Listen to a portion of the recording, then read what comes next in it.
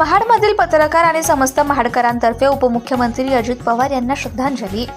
राज्याचे उपमुख्यमंत्री स्वर्गवासी अजित पवार यांचे विमान दुर्घटनेमध्ये बुधवारी निधन झाले असून गुरुवारी सकाळी 12 वाजता विद्या प्रतिष्ठानच्या मैदानावर अंत्यविधी करण्यात आल्यानंतर महाड शहर आणि तालुका पत्रकारांतर्फे भावपूर्ण श्रद्धांजली अर्पण करण्यात आली। यावेळी अनेक पत्रकार यांनी स्वर्गवासी अजित पवार यांच्याबद्दल आपल्या भावना व्यक्त करत पत्रकार आणि स्वर्गवासी अजित पवार यांच्या नात्यांबाबत विचारमंथन केले। अजित पवार यांचे वेळेचे बंधन सडेतोड भूमिका ही महत्त्वपूर्ण असल्याचं मत व्यक्त केले। वेळेचं बंधन पाळणे हीच खरंच श्रद्धांजली असे मत पत्रकारांनी व्यक्त केले।